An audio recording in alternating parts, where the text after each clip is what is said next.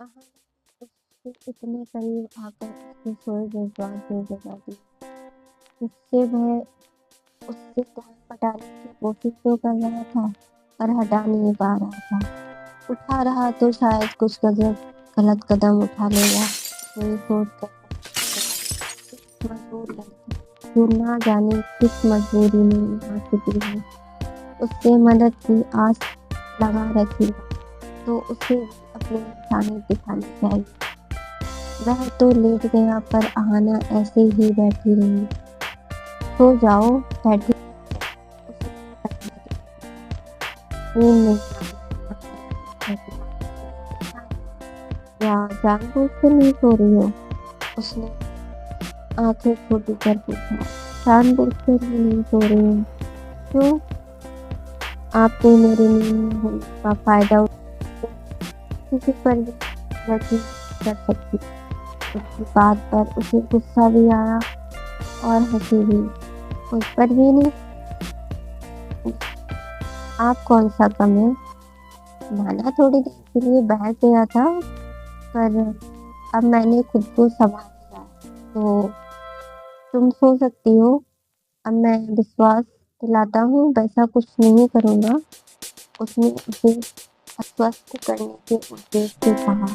आहाना ने उसे गौर से देखा। वह नॉर्मल ही लग रहा था, तो अब वह भी नॉर्मल होने की कोशिश करने लगा। कितनी देर में मुंबई पहुंच जाएंगे? उसने उससे पूछा। यही 3-4 घंटे में, वह किसी से पर गौर किया। वह उसे एकटक देख रहा था। ऐसे क्या देख रहे हैं? अपने को देखता देखता सोच रहा हूँ मजबूरी क्या नहीं कराती। अकेली लड़की ऐसी रात में अकेले भागने को मजबूर हो गई। इससे ऐसा कहते पड़े। आहाना की भावनाओं का उसका दुख में निकली उसका दुख के लिए काफी, तो वह भी लेटा ना रह सका और उठकर उसके पास ही आकर बैठ गया। क्यों लगी? क्या कोई बहुत बड़ी तुम्हारे साथ? चाहो तो अपना दुख मुझसे बांट सकती हो। ऐसा करने से शायद तुम्हारा मन हल्का हो जाए। उसने उसे धीरज बनाते हुए कहा। तो उसने बस गर्दन हिलाई। कोई तुमसे जबरदस्ती शादी करना चाहता है? एक बात नहीं थी, यही तक है क्या? क्यों करना चाहता था? क्योंकि उसका हम पर एहसान था। उसने माफी का पैसे दिए और हमारे पास एक 40 साल की उम्र में एक बच्चे का बाप होकर मुझे जबरदस्ती शादी कर दी। और शादी से पहले मुझसे जबरदस्ती कर रहा था, तो मैं उसको घायल कर भाग आई। भागने की वजह उसकी पुलिस कंप्लेन करनी थी। तो बहुत बड़ा क्रिमिनल है। उसने सब मैं किस तरह भाग आई। यही दुख है तुम्हारा? हाँ, ये है, पर इससे बड़ी और बात है। और भी बात है क्या? उसने आश्चर्य बताया। पिता तो पहले ही दुनिया छोड़ गए थे। वो भी का कुछ पता नहीं। सबसे बड़ा है वह हमेशा नाता तोड़कर दूसरे शहर में रहता है। उसकी पत्नी उसे हमारे पास नहीं आती।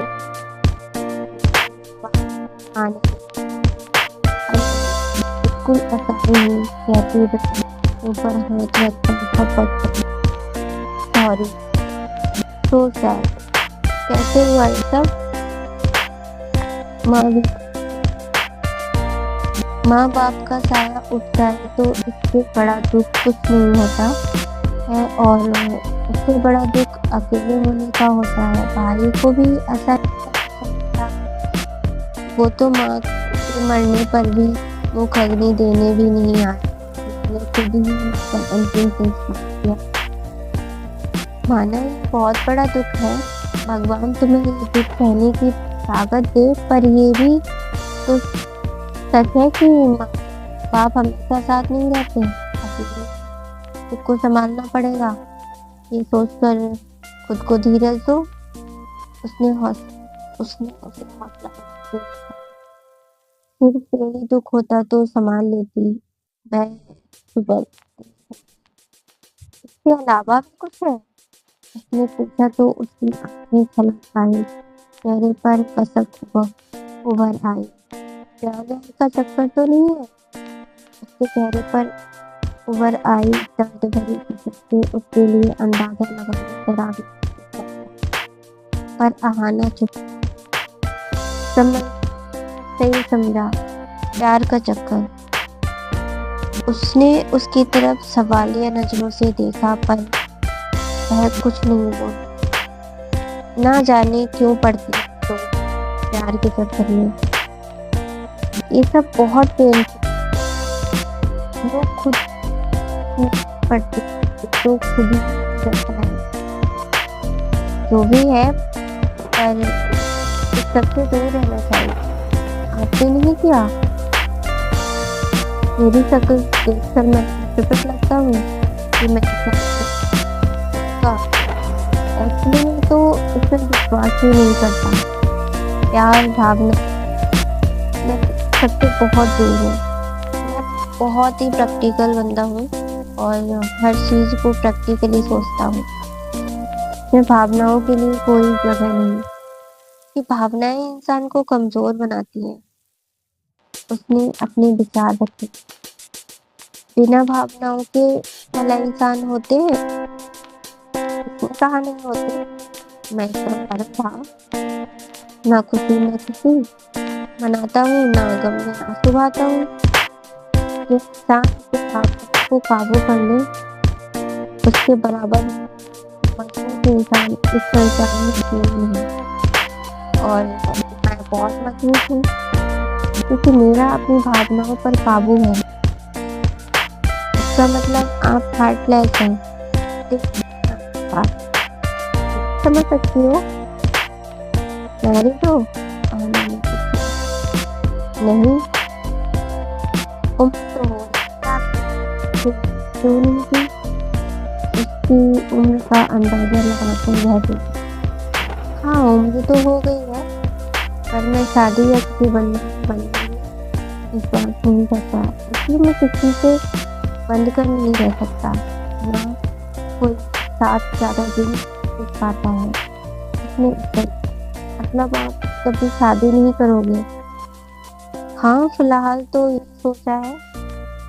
कभी तो किसी की कमी महसूस होती होगी, अकेलापन नहीं लगता आपको? अरे किसी से मनता नहीं, पर इसका मतलब ये नहीं कि मुझे लड़कियां अच्छी नहीं लगती। मेरी 2-3 एक्स रह चुकी हैं जिनके साथ मैं रिलेशनशिप में रह चुका हूँ, इवन फिजिकल भी। क्या बिना प्यार के सब कर लेते हो?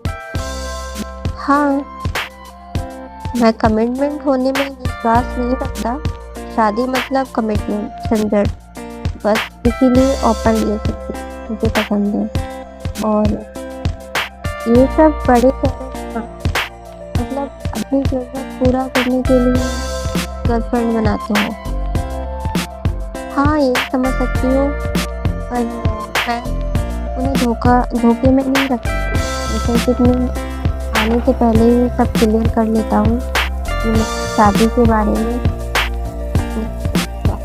जानने के बाद भी कि आप उनकी शादी नहीं करोगे तो आपके साथ संबंध बनाते हैं। आना ने आश्चर्य से पूछा। हाँ अच्छा है। मैं रोना बंद कर चीखी हंसी। क्या आप किसी से शादी का झूठा वादा कर उसकी भावनाओं से नहीं खेलते, वरना तो लोग शादी के नाम पर छलने में जरा वक्त नहीं लगाते। इसके लिए चाहे उन्हें झूठे वादे करने पड़े या कोई भी छल पर बंच करना पड़े, कुछ भी करने में पीछे नहीं हटते। बताते हुए उसके चेहरे पर फिर से दर्द उभर आया, आंखों में आंसू की बूंदें टपकी तो दोनों हाथों से उन्हें जल्दी जल्दी साफ करती। हाँ, मैं किसी से ज़्यादा समय से बना नहीं रहता रह सकता, पर पहले से ही बता पहले बात स्पष्ट कर देता हूँ कि शादी में इंटरेस्टेड नहीं हूँ। ना मैं किसी से प्यार कर दावा करता हूँ और ना शादी का वादा। ये एक बायोलॉजिकल फैक्ट भी है कि कोई भी लड़का किसी भी लड़की से प्यार कर ही नहीं सकता।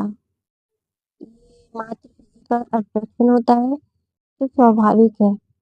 अब सीधे तौर पर तो इसे कहते नहीं तो प्यार का नाम दे देते हैं, और मैं प्यार शब्द को इस्तेमाल ही नहीं करता, डायरेक्ट बोल देता हूँ। बस यही मुझमें फ़र्क है। वह उसकी तरफ देखता है और बोला, कभी किसी से लगाव भी नहीं होता? मैं भी उसकी तरफ देखती ही नहीं हुआ। जब तक रिलेशनशिप चला हम सेपरेट हो जाते हैं। अलग होने पर थोड़ी तकलीफ तो महसूस होती ही होगी, नहीं? तो लगाव हो। बाकी मैं खुद को इतना बिजी रखता हूँ कि सब